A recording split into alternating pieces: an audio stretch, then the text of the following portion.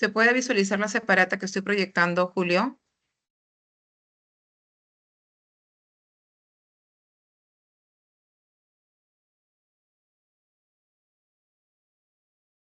Julio.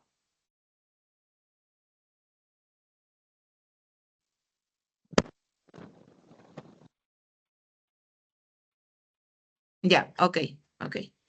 Bien, a ver, vamos a leer la pregunta 6. Dice, los pronombres que, quién, quiénes, cómo, cuándo, cuánto, cuántos, etcétera, se escriben con tilde diacrítica cuando presentan sentido interrogativo o exclamativo,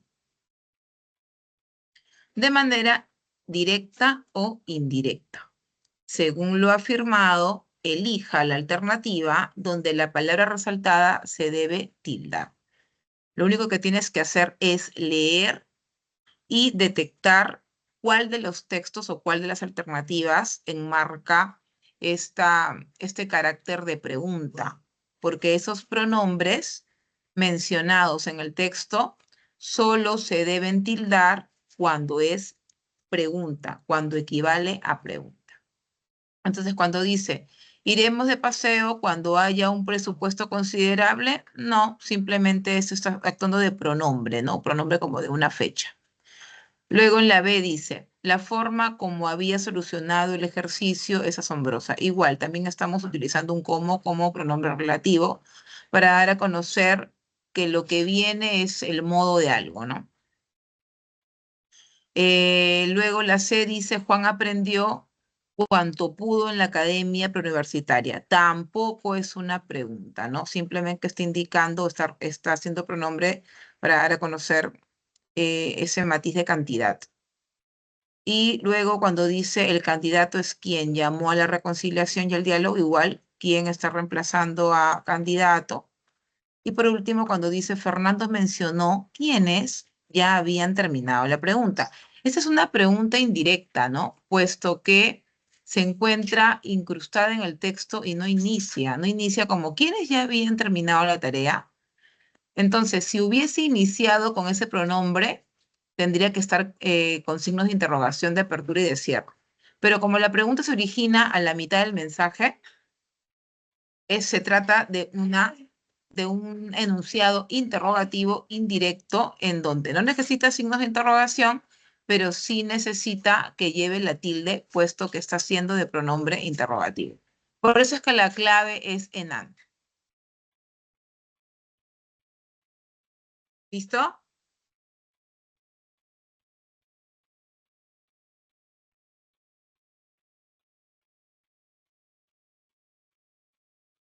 Ok, Julio César.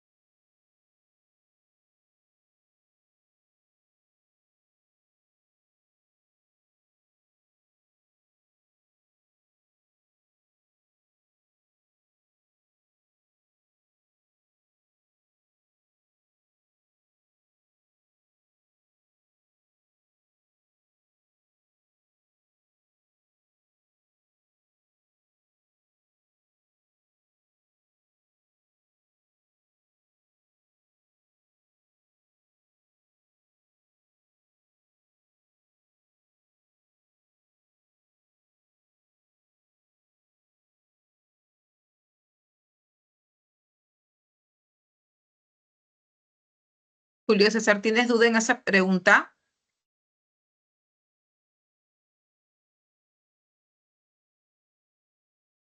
Julio.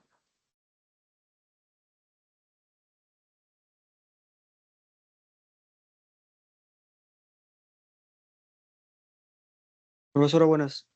Sí, en la que le mandé justo ahorita, ahí dice que marque cuál era la que tiene su ordenación de modal, pero estoy entre la A y la D, pero Ya, a más ver, tiempo déjame. para la D, Ajá, ya que dice que el cómo, pero ¿por qué no podría ser la A? ya, a ver, déjame revisarlo, ¿ok? No, permiso.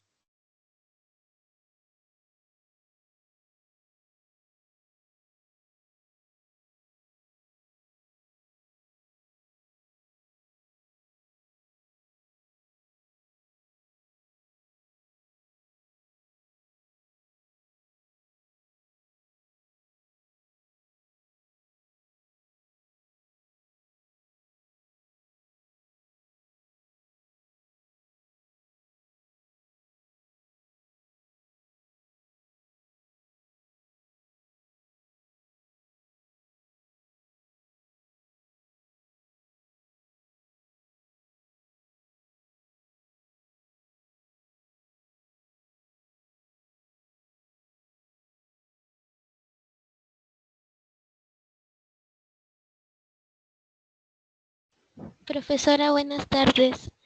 ¿Podría resolver el ejercicio 4, por favor? Hola, ¿cómo estás? Sí, un ratito que estoy leyendo una pregunta que me ha enviado Julio César. Acabo eso y te atiendo, ¿ya? Ya, gracias. Ok.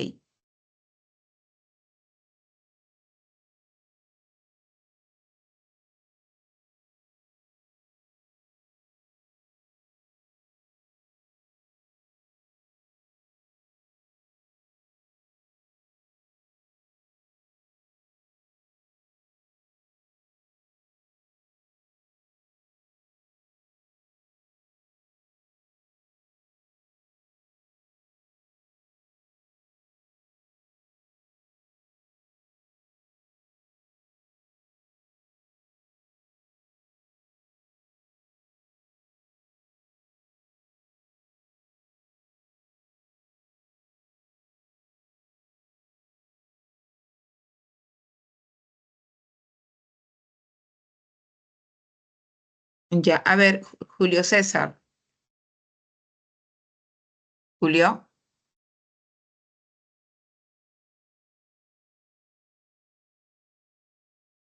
Julio, ¿me escuchas para Acá, explicar? ¿Me escuchas, sí, sí, no? sí, La respuesta es la A, no es la D. Uy, ¿ahora me puede explicar el por qué, profesora? La D es una comparativa, está comparando. El joven jugador es tan bueno como el entrenador lo esperaba. La única que tiene matiz de adverbio de modo es la A. El paciente siguió el tratamiento según se lo indicó el médico. Es como decir, el paciente siguió el tratamiento como se lo indicó el médico. No creas que porque ves la palabra como necesariamente tiene que ser modal. Hay que analizar todo el contexto del mensaje. ¿Ok? Ya, profesora, gracias. Listo. Ok, a ver, Valeria, cuéntame, ¿qué pregunta me dijiste? La pregunta 4, profesora. Ya, listo.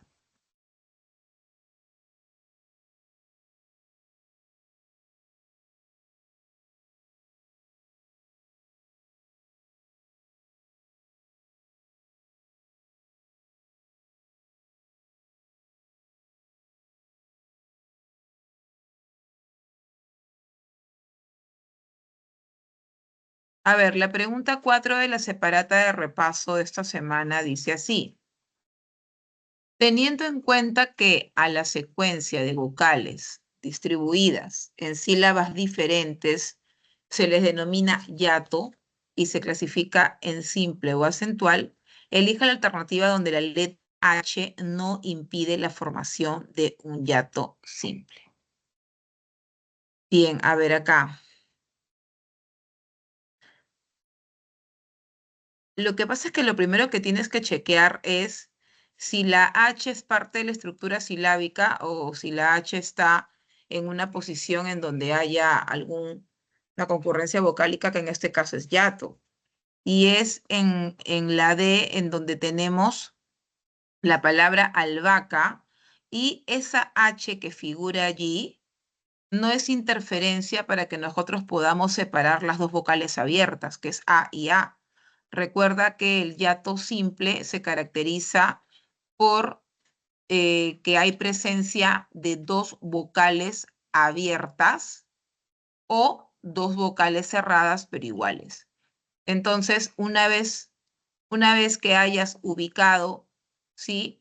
Hiato, y así esté presente la H, eso no significa de que va a interrumpir esta formación de concurrencia. A eso se refiere.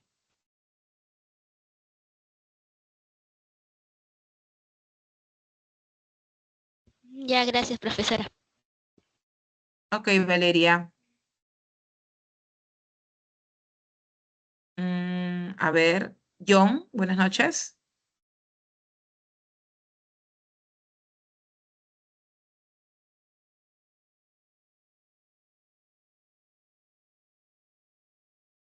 John, ¿tienes alguna pregunta específica que quieras consultar?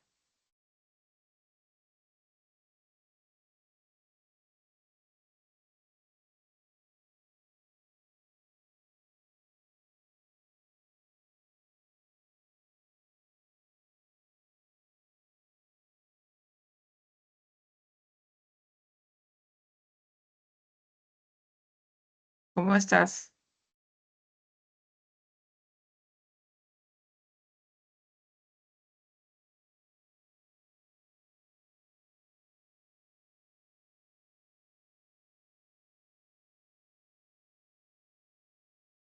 ¿Quieres que te oriente un poco en las proposiciones u oraciones subordinadas?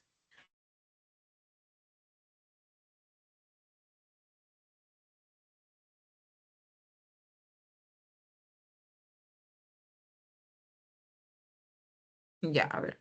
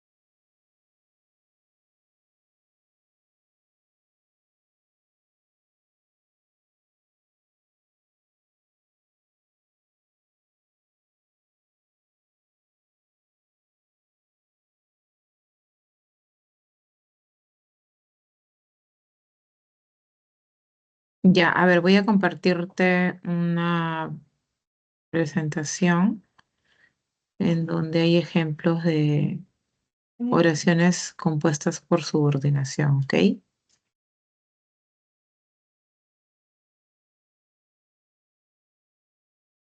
Ya. ¿Puedes ver la lámina? Sí, profesor. Ya. Para empezar, cuando hablamos de la oración compuesta, es aquella que va a tener más de una proposición. Me refiero con más de una idea, ¿no? Por ejemplo, voy a escribir acá una oración compuesta para que te acuerdes un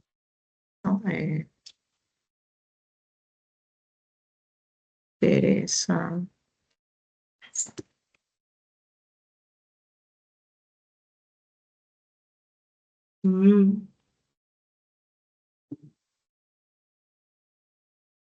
Teresa come lo que le preparó su mamá. Es una oración compuesta porque tiene más de una idea. ¿Y cómo te das cuenta? Porque tiene más de un verbo. ¿Ok? Hay diferentes maneras de construir oraciones compuestas. Otras oraciones compuestas simplemente están separadas por comas también. Teresa come. Ella bebe y ríe. Acá también tenemos oración compuesta. ¿Sí? Tres oraciones compuestas, perdón, una oración compuesta con tres proposiciones. Una, dos, tres. Verbos, ¿no? Las tres proposiciones tienen que tener un verbo, si no, no son proposiciones. Muy bien. Entonces, en el caso 2, esta oración compuesta tiene proposiciones que son coordinadas porque ninguna de estas depende de la otra. Simplemente han sido enlazadas, nada más.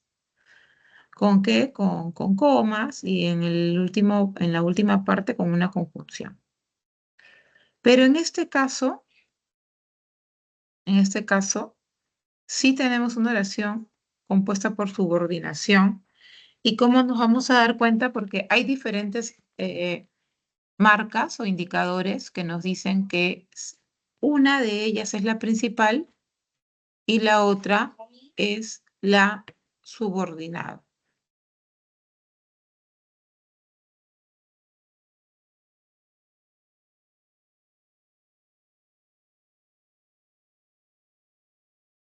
Bien, entonces, una de las marcas, por ejemplo, es la presencia de un relativo como el que, ¿ok?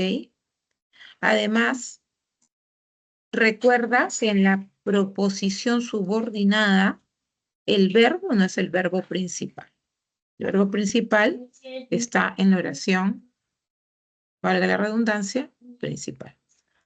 Entonces, habiéndose recordado esta parte, vamos ahora a identificar más casos de oraciones que presentan esta subordinación.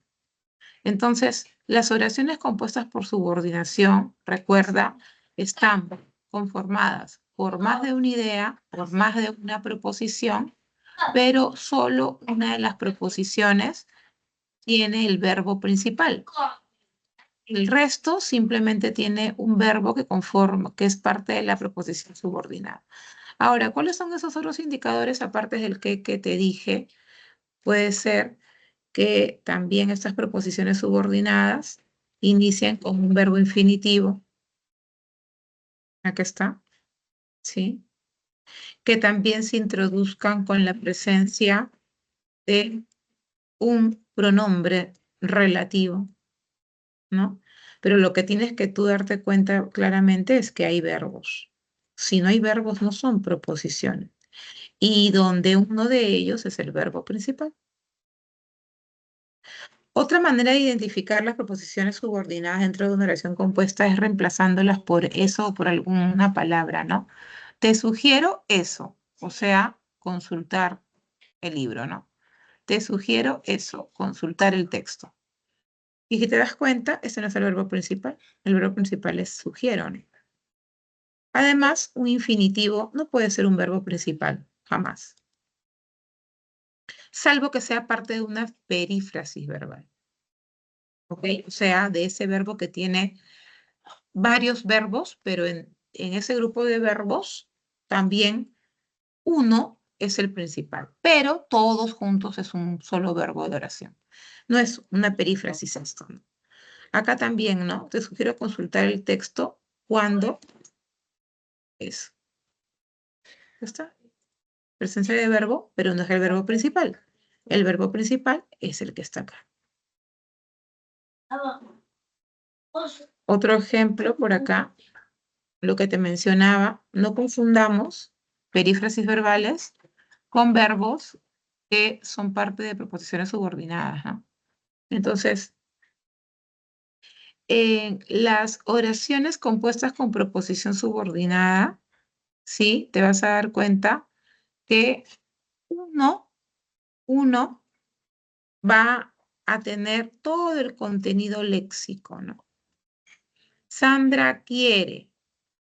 ¿Qué quiere? Viajar a Chincha en sus vacaciones. ¿Qué quiere? Eso. ¿Ves? ¿Qué quiere? Eso. Es indudable que ese es el verbo principal.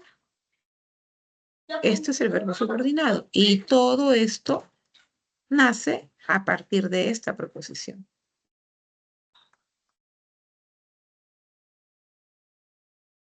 Igual acá, ¿no? Recuerda que eso, que saldremos temprano al paseo. Nuevamente tenemos un verbo que no es el principal. Y mira, tenemos también la presencia, ¿sí?, del pronombre relativo que suele introducir proposiciones subordinadas. Pero ojo, no necesariamente va a haber siempre un qué, puede haber cualquier otro pronombre relativo.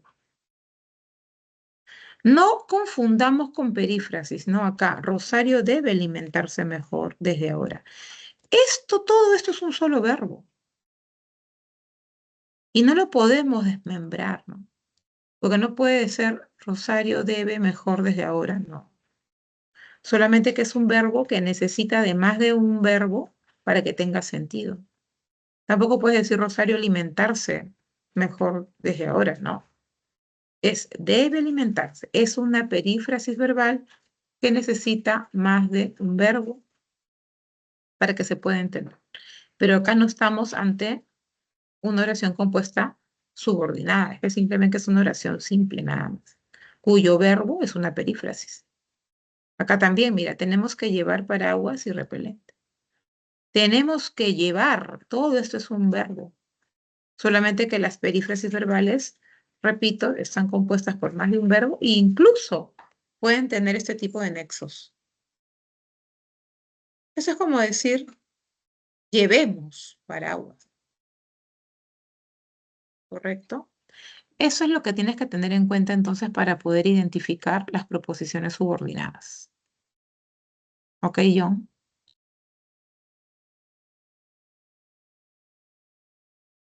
Sí, profesora. Listo. Muy bien, Georgina, Piero y Mario, buenas noches. ¿Alguna pregunta en especial?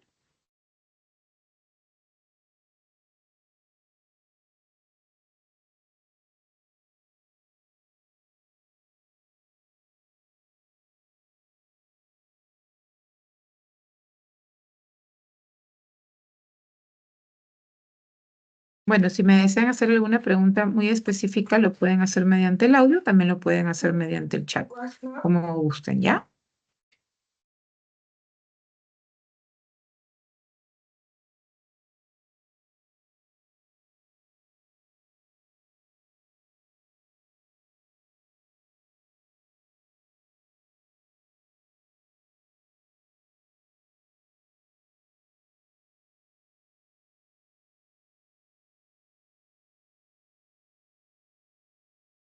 Ok, está bien.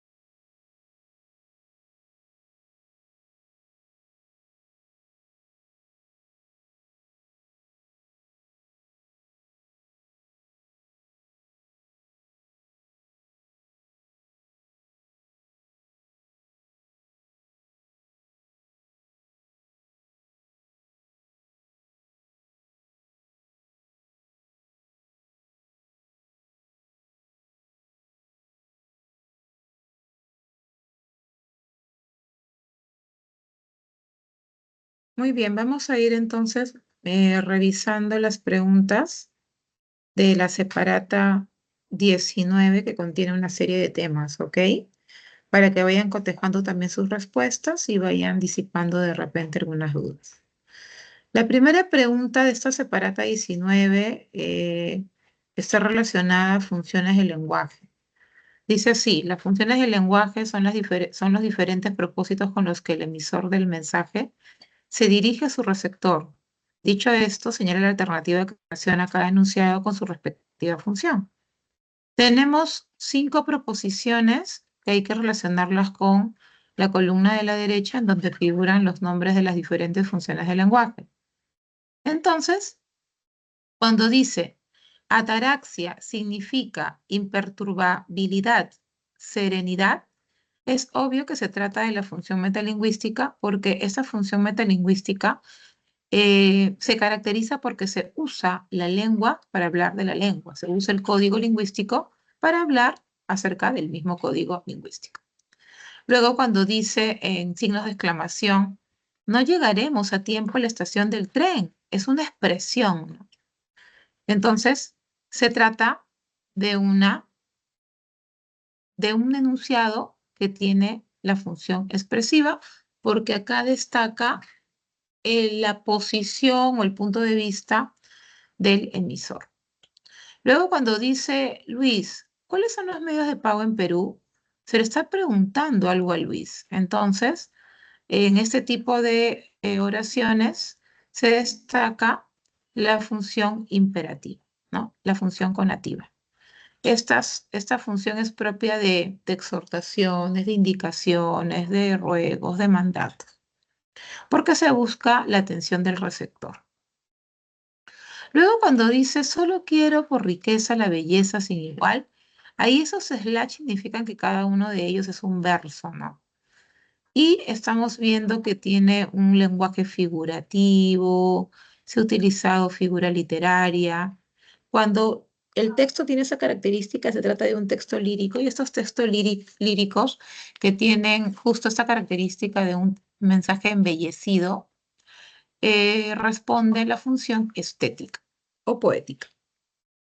Y por último, cuando dice Ana, la capital de la República Checa es Praga, acá lo único que está haciéndose es informarle a Ana algo meramente objetivo. No hay ninguna opinión, ni expresión, ni nada por el estilo, que se piense que el emisor está dando a conocer su juicio crítico. No, simplemente está mencionando o informando algo de manera completamente objetiva. Por eso es que la función del lenguaje que se caracteriza acá o a la que responde es la representativa. Es así como la respuesta de la pregunta 1 sería la B. En la pregunta número 2 tenemos en el enunciado, el espía descubrió que en una alforja el sacerdote guardaba muchas alhajas. Las palabras subrayadas son respectivamente de origen ya. Acá se te está evaluando que recuerdes los extranjerismos, ¿sí? Las palabras llamadas también préstamos lingüísticos, esas palabras que provienen de otras lenguas y que han sido incorporadas a la lengua castellana.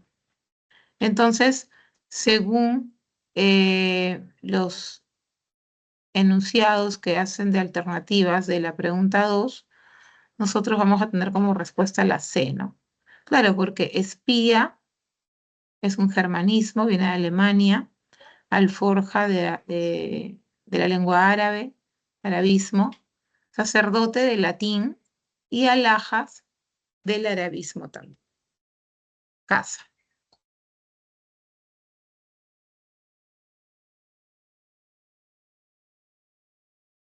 Pregunta número 3. En la pregunta número 3 se ha tocado el tema fonología. Hay que recordar nuevamente la clase de los fonemas consonánticos. Entonces también sería bueno recordar las clases de fonemas según el punto de articulación y según el modo de articulación, ¿no? Según el punto de articulación se refiere donde se juntan, ¿sí? Donde hay choque u obstrucción o acercamiento, ¿sí? De esos puntos de articulación y, o mejor dicho, de los elementos del aparato fonador Y el otro punto es cómo luego sale el aire. Cómo se realiza la salida del aire y eso se le llama modo de articulación. En este caso, tenemos una serie de enunciados que contienen diferentes palabras. Entonces, tomando en cuenta lo dicho que es los fonemas consonánticos oclusivos se producen con el cierre total y momentáneo del paso del aire en la cavidad bucal, se diferencian por ser sordos o sonoros o por producirse en distintos puntos. Los oclusivos son P, B, T, D, K. Realmente es el sonido, ¿no?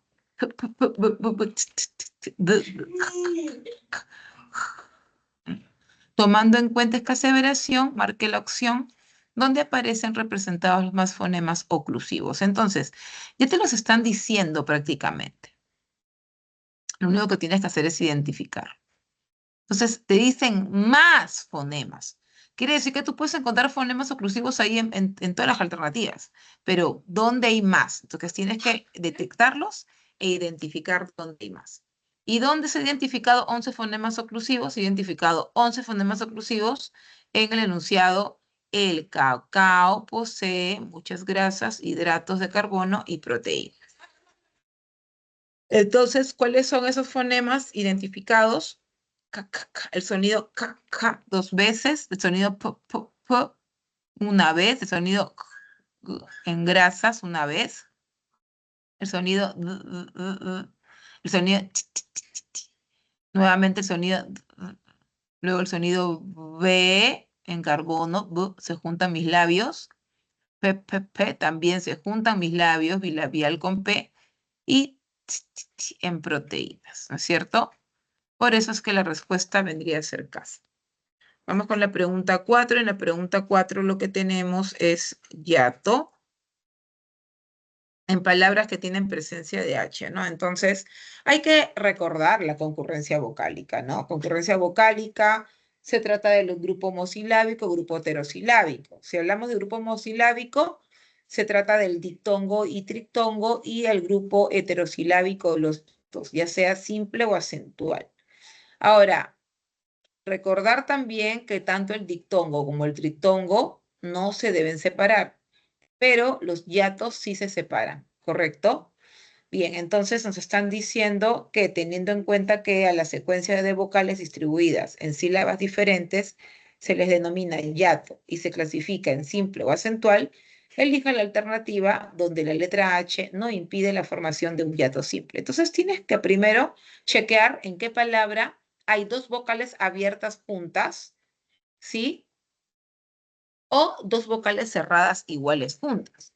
Y como te están diciendo, elija la alternativa donde la letra H no impide la formación de hiato simple, tú ya sabes que por regla la H no impide formación de concurrencia vocálica, ya sea diptongo o hiato. Por lo tanto, en albahaca tengo dos vocales abiertas, ¿sí? Que deben ser separadas por ser hiato, así esté ahí la presencia de la H. Esta simplemente se va ¿dónde? A la segunda sílaba. Bien, vamos a avanzar hasta acá y luego vamos a seguir avanzando mientras se va incorporando más gente, ¿ok?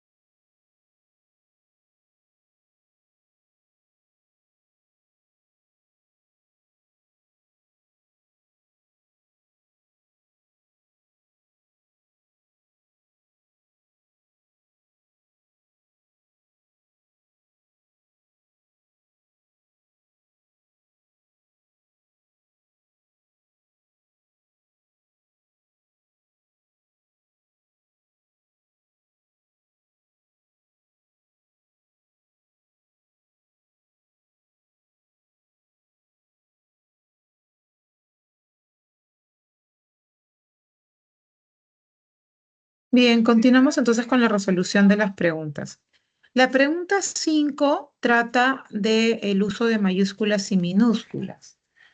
Vamos a tener que también revisar y repasar todas estas reglas que hay para poder colocar de manera correcta las mayúsculas o las minúsculas en un texto. Entonces, acá nos dicen que teniendo en cuenta justo esas normas, ¿no?, que rige el uso correcto de las letras mayúsculas y minúsculas, determine qué enunciado presenta uso adecuado de las letras o de estas letras.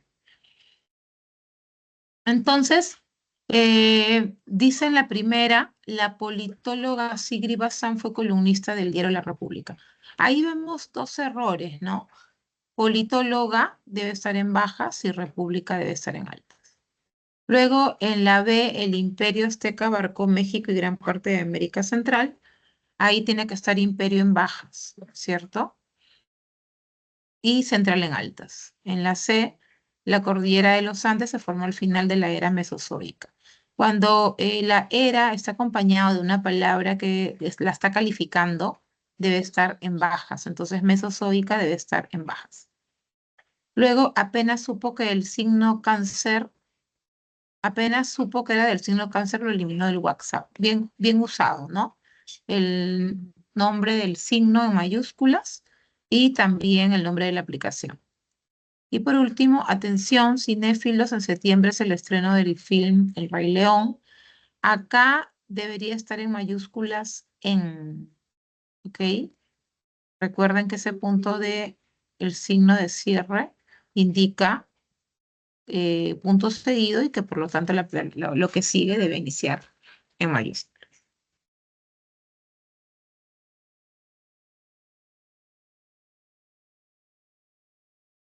Pregunta número 6. Bien, acá nos están hablando de los pronombres interrogativos, pero ya automáticamente también viene con esta pregunta recordar los pronombres relativos, los exclamativos, ¿no? Y te dicen de que los pronombres que, cómo, cuándo se escriben con tilde diacrítica cuando presentan sentido interrogativo o exclamativos de manera directa o indirecta. Claro, porque tú tienes que diferenciarlos de los pronombres relativos, ¿no? Solo coloca tilde a esas palabras cuando equivale a pregunta o exclamación, nada más. Ahora, según lo afirmado, elija la alternativa donde la palabra resaltada se debe tildar. Entonces acá dice, iremos de paseo cuando haya un presupuesto considerable. Acá no equivale a pregunta para nada, por lo tanto no tildo. La forma como había solucionado el ejercicio es asombrosa. Tampoco pronombre, ¿no?, que va a indicar un modo, ¿no? Luego la C, Juan aprendió cuanto pudo en la academia preuniversitaria. Tampoco pronombre, no es pronombre interrogativo, no es pronombre exclamativo. Y acá el candidato es quien llamó a la reconciliación y el diálogo, también pronombre, ¿no? Y la E, Fernando mencionó quienes ya habían terminado la tarea. Bien, acá sí vemos pregunta. Vemos una pregunta indirecta que nace, ¿no?, en la mitad del mensaje. Si hubiese sido una pregunta directa, hubiese dicho así, ¿no? ¿Quiénes ya habían terminado la tarea? Y con apertura de signo de interrogación y con cierre de signo de interrogación. Pero como es una pregunta indirecta, simplemente Fernando mencionó quiénes, lleva tilde, ya habían terminado la tarea y no le pongo signos de interrogación. Respuesta E.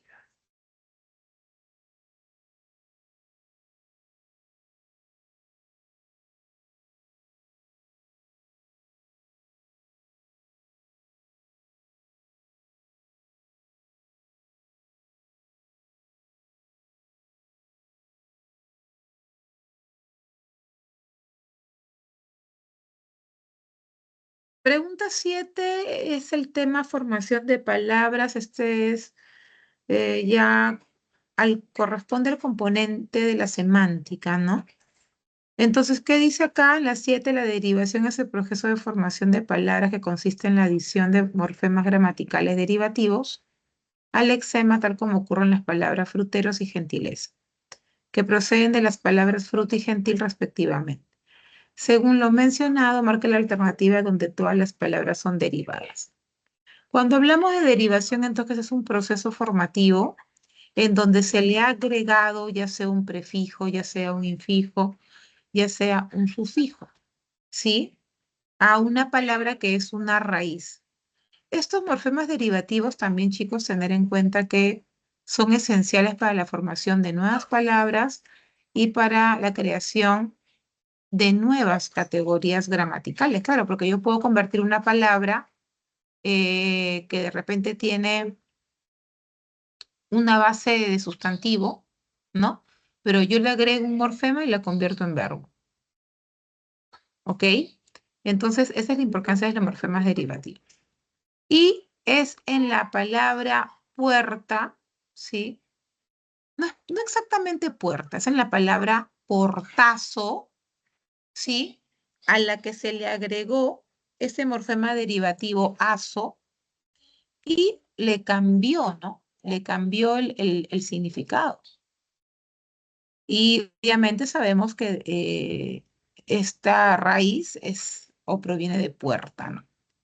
Lo mismo, ¿no? Jardinero va a tener como raíz o nace de la raíz jardín y luego tenemos este derivativo que sería er, porque recordar que el o y el s son flexivos, porque los flexivos nos dan información de género y número. Un momento, chicos.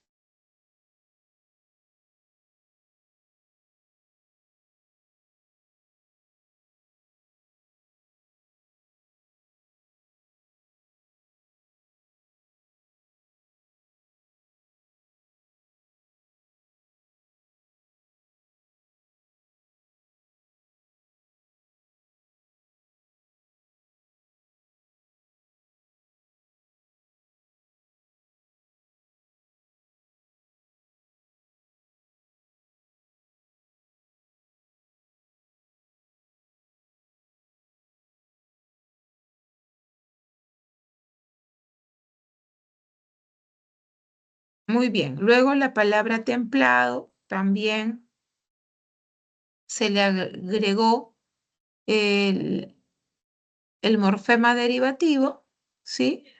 Y nace del morfema lexical templar.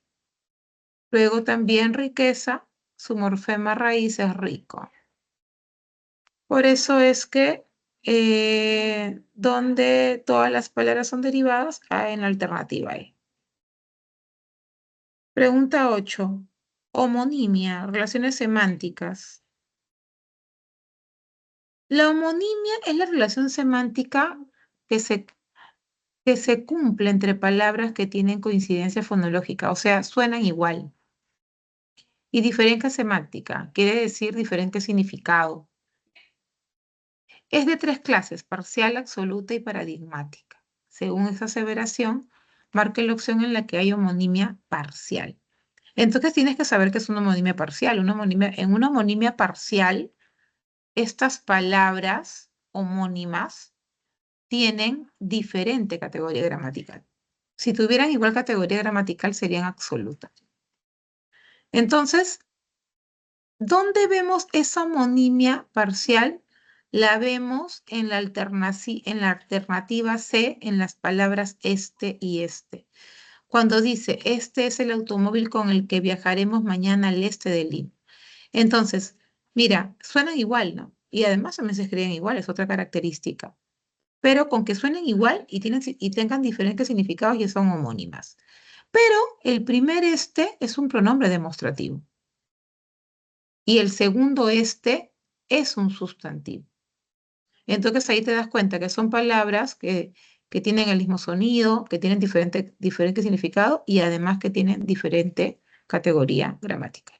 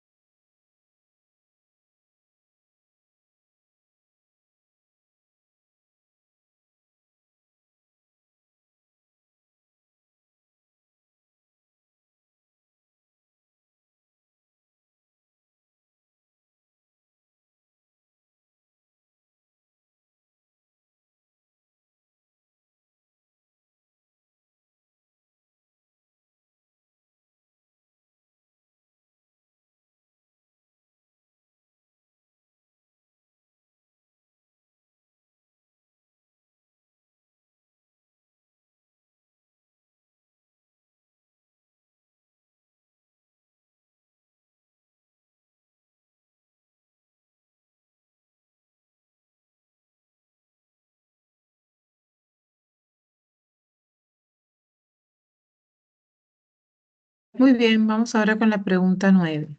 Frase nominal. La frase nominal puede llevar modificadores directos e indirectos. Aquellas que presentan modificador indirecto se clasifican como complejas. Considerando lo anterior, marque la alternativa que presenta una frase nominal compleja. Entonces tenemos ahí 4 proposiciones.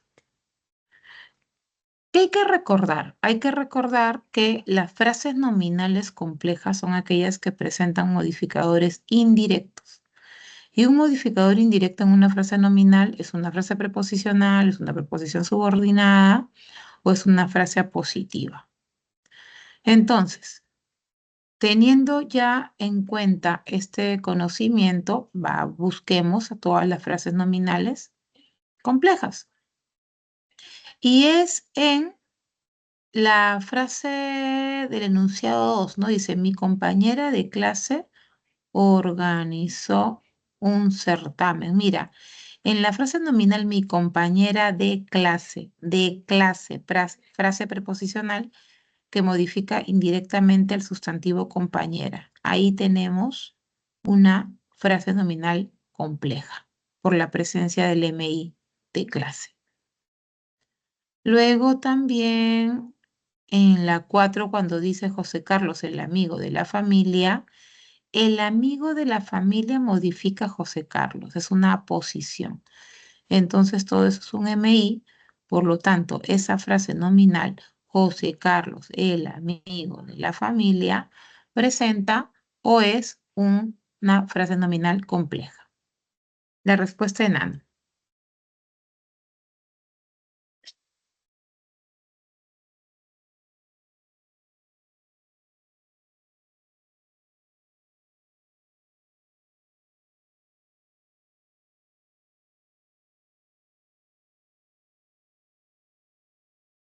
Bien, en la pregunta 10 dice, los determinantes son elementos gramaticales que modifican el nombre o sustantivo en la frase nominal. Considerando ello, selecciona la alternativa donde aparezcan más determinantes. Ok, simplemente que hay que contabilizar en las diferentes alternativas la presencia de los determinantes, que ya sabemos que puede ser un artículo, un demostrativo, un posesivo, un cuantificador. Bien, entonces dice, en esta alternativa hay 4 determinantes, ¿sí? ¿Ok? Dentro de 2 meses comenzará el evento deportivo. ¿Cuáles son esos determinantes? Primero tenemos el determinante, no, acá no. Ya, una amiga mía trabaja con mi padre en el museo. Una que modifica amiga, mía que modifica amiga, mi que modifica padre, el que modifica a museo. Entonces tengo 1, 2, 3, 4 determinantes. ¿Sí? 4 determinantes y la respuesta es la D. Luego, en la 11 dice, según el verbo nuclear, la frase verbal es de 2 clases, atributiva y predicativa. Según esta aseveración, marca la opción en la que la frase verbal es atributiva. Bueno, acordarnos que en una oración, en un predicado, el tipo de verbo va a dar el carácter de atributiva, ¿sí? O de predicativa eh, a la frase verbal. Vendría a ser todo el predicado, ¿no? Entonces, ¿cómo sé que es atributiva? Porque hay presencia de verbo copulativo. Esa es la diferencia, ¿no? Y en una predicativa no hay. Entonces, cuando dice Saúl y Pedro fueron compañeros de aula, fueron es verbo copulativo porque lo que a continuación viene es un atributo de quién? De Saúl y Pedro. Por eso la respuesta de la 11 es la D.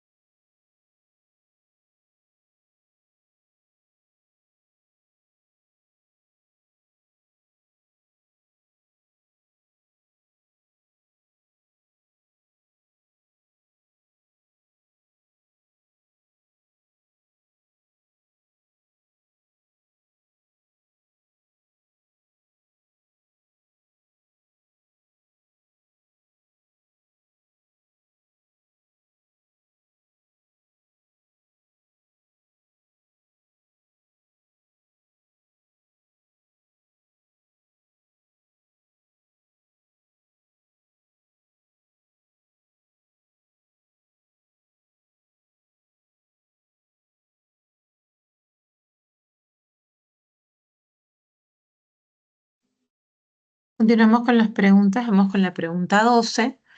La clasificación semántica de la conjunción se establece según el significado que aporta. Teniendo en cuenta ello, correlaciona la columna de conjunciones subrayadas con la de su clasificación correspondiente y luego marca la alternativa correcta. Entonces ya sabemos que las proposiciones o las oraciones compuestas subordinadas suelen siempre estar relacionadas, ¿no?, con otra proposición mediante una conjunción. Estas pueden ser condicionales, completivas, consecutivas y causales. Hay que leer el mensaje de esa proposición para estar seguros si trata de que va a presentar una consecuencia o simplemente está completando el mensaje o es una causa o es un requisito, etcétera, ¿no? Entonces, cuando dice, ellos pensaron que debían terminar el ensayo, simplemente estamos completando la primera idea. Luego, cuando la 2 dice, como no llegues a tiempo, perderás la clase, está mostrándose un requisito, una condición para no perder la clase. Luego, cuando dice, ya que estaba tan triste, María decidió ayudarla, ahí estamos viendo la causa de esa decisión, ¿no? Y cuando dice, se sintieron tan felices que gritaron fuertemente, es la consecuencia de la felicidad. Clave dedo.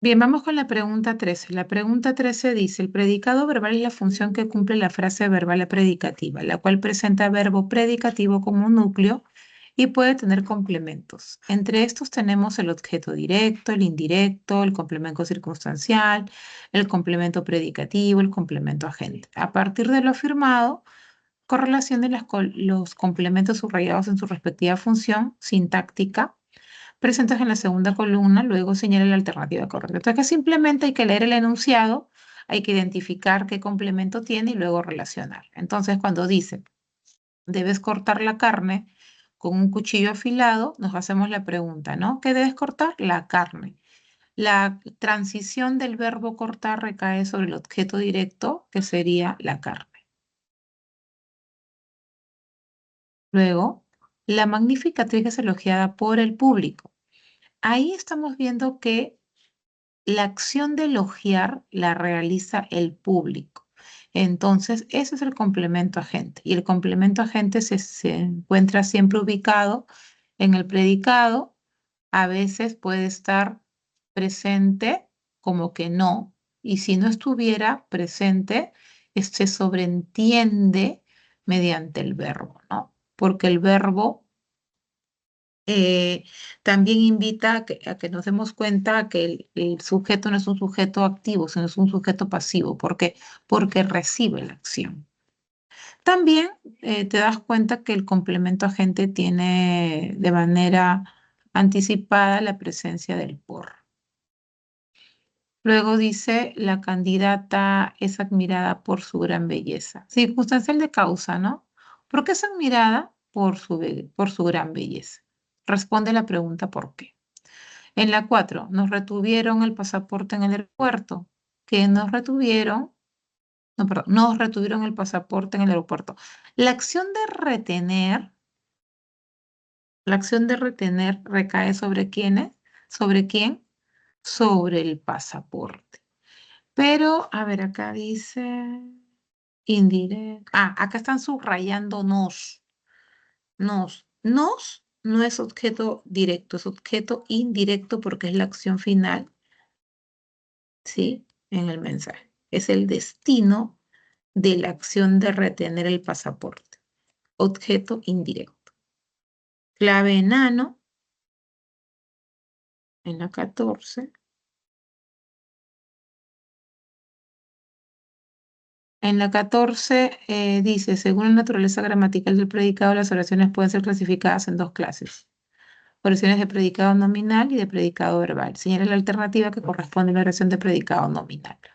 Simplemente cuando hay que hallar el predicado nominal hay que fijarnos si responde a un verbo copulativo. Puede estar incluso en perífrasis, ¿no? O sea, puede tener más de un verbo, pero tiene que responder a un verbo copulativo. Quiere decir que tiene que haber presencia de complemento atributo. Entonces, cuando dice, suelen ser muy tolerantes, sujeto tácito, ellos, ellas, suelen ser muy tolerantes, perífrasis verbal, suelen ser, ¿sí? Ahí está la perífrasis verbal. Muy tolerantes, complemento atributo, porque es justo una característica del sujeto que sería el sujeto tácito de ellas o ellos.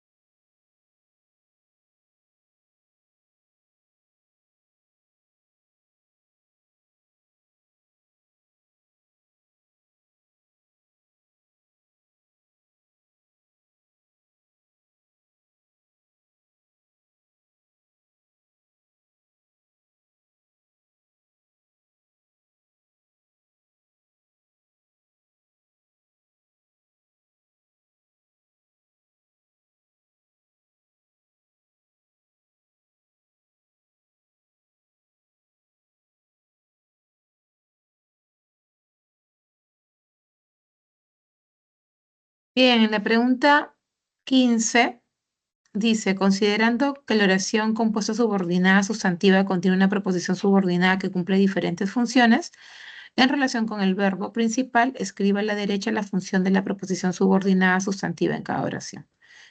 Bueno, ya sabemos que las oraciones compuestas van a tener más de una preposición y que la preposición principal es la que tiene el verbo principal.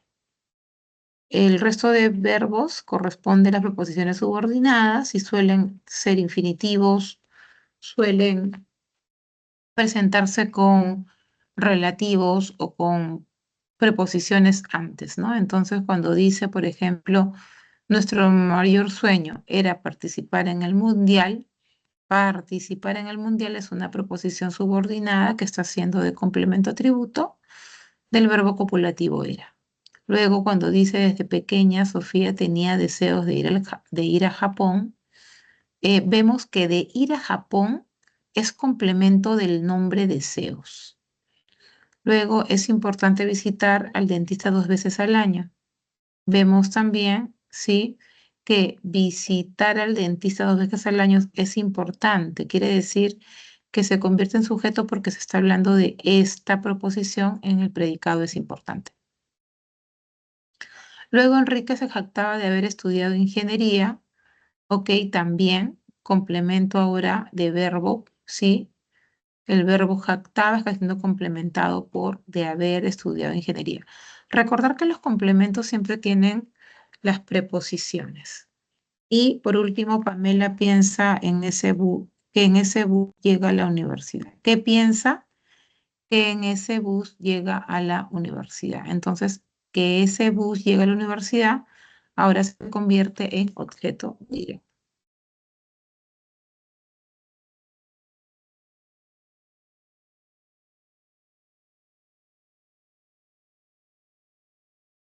Ah, ya. A ver, vamos a ver esa pregunta.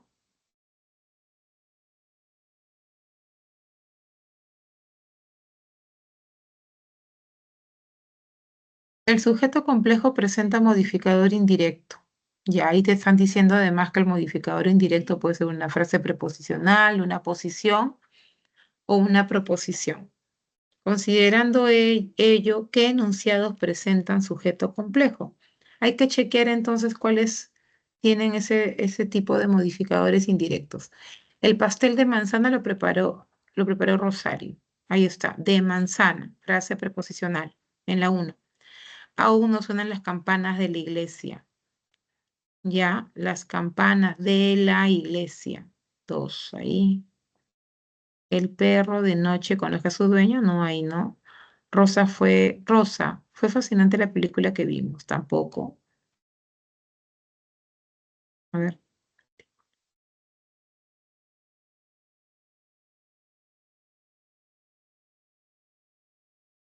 fue fascinante la película que vimos. Ahí también veo una proposición. Ahí veo una proposición apositiva. Perdón, una proposición subordinada. Ah, ya, perdón, pero acá me están preguntando qué enunciados presentan sujeto complejo. Sujeto. A ver, de nuevo. El pastel de manzana lo preparó Rosario. No, acá no. Aún no suenan las campanas de la iglesia. Acá, las campanas de la iglesia. Sujeto que corresponde a una frase nominal que tiene que tiene frase preposicional que sería de la iglesia. A ver, el perro de noche no conoce a su dueño, no, ahí no. Rosa, fue fascinante la película que vimos. Ya, acá, la película que vimos, sujeto, ¿no? La película que vimos fue fascinante, Rosa. Sujeto, la película que vimos, acá también, proposición subordinada adjetiva que vimos. Entonces, es la 2 y la 4. A ver, 2 y 4, ¿dónde hay? En la C. La clave es la C, ¿ok?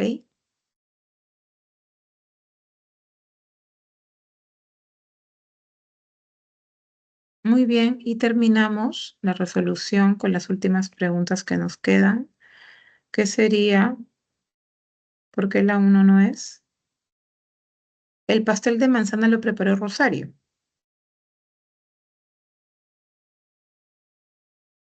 Es como decir Rosario lo preparó. A ver, espérate, déjame chequear.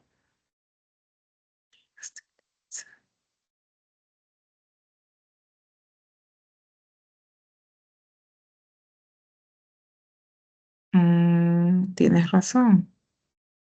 Espérate. Y prepara el pastel de manzana.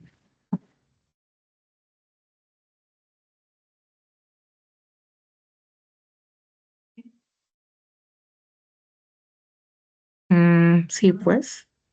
Acá en el pastel de manzana también tengo una frase preposicional. Un ratito, chicos, un ratito.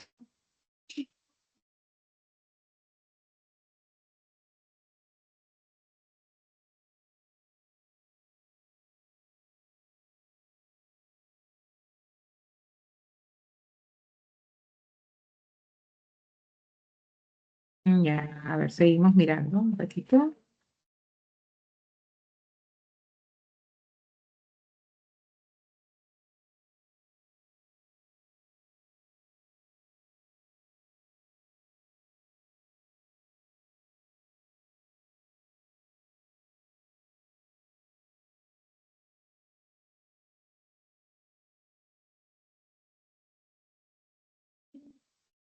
Claro, la 1 también es, pero no hay, en las alternativas no está la respuesta, ¿no?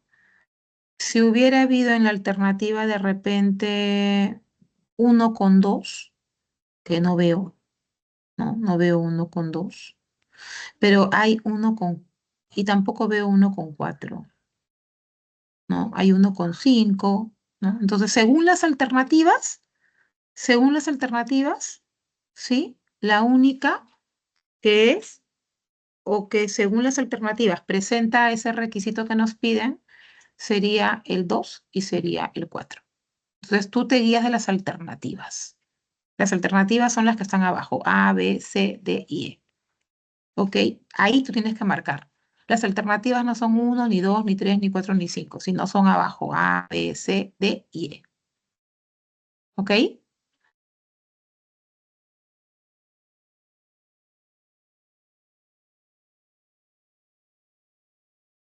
Listo. A ver, vamos con las últimas preguntas, que sería la 16. La preposición subordinada adjetiva explicativa no restringe el significado del núcleo nominal, sino que presenta una información adicional acerca de toda la frase nominal precedente. Según esta afirmación, marca la acción en la que la proposición subordinada corresponde a esta clase.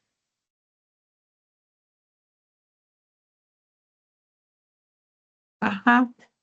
Bien, entonces, en la proposición que dice el pueblo donde Rodrigo nació, ha celebrado 50 años de creación.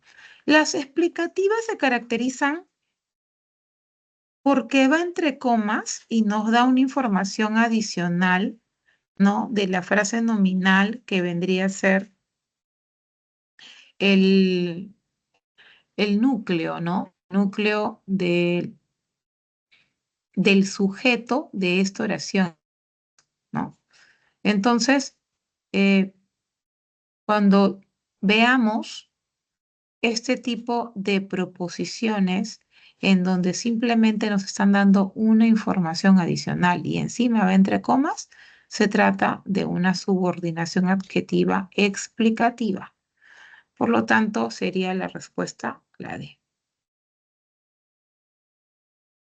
Luego en la 17 dice, según la ortografía de los signos de puntuación, la coma cumple muchas funciones lingüísticas. En ese sentido, ¿en cuál de los enunciados se ha aplicado adecuadamente dicho signo?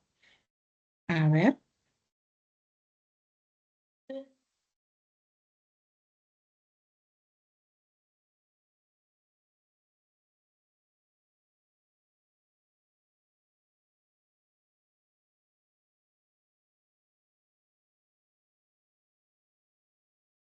Acá, cuando dice vuelve a Ayacucho, huérfano pajarillo, donde tu madre, Llora tu ausencia. Ahí debería haber coma antes de huérfano también, porque nos estamos dirigiendo al huérfano pajarillo. Luego acá en la B falta coma después de lamentablemente.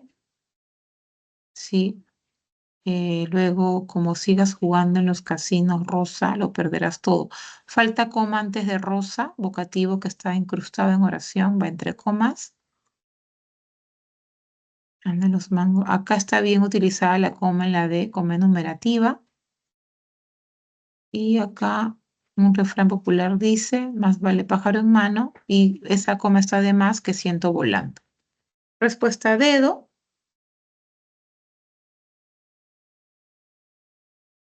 Y la pregunta final, pregunta 18. Los conectores son palabras que enlazan de forma explícita los segmentos textuales y establecen entre ellos diferentes relaciones semánticas, según lo mencionado. Señala qué alternativa presenta el orden correcto de la clasificación de los conectores subrayados en el siguiente texto. Bien, hay un texto y en este texto se han utilizado diferentes marcadores del discurso, ¿no? Claro, ¿por qué te marcan el discurso? Porque nos van a ayudar a comprender de manera más clara el texto, ¿no? La redacción que se está dando. Entonces dice, para empezar, ya nos está ordenando, ¿no?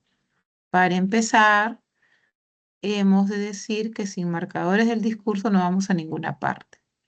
Y luego ahora lo que hace cuando dice, en otras palabras, reformula lo anterior en el sentido que va a explicar un poco más lo dicho anteriormente, ¿no?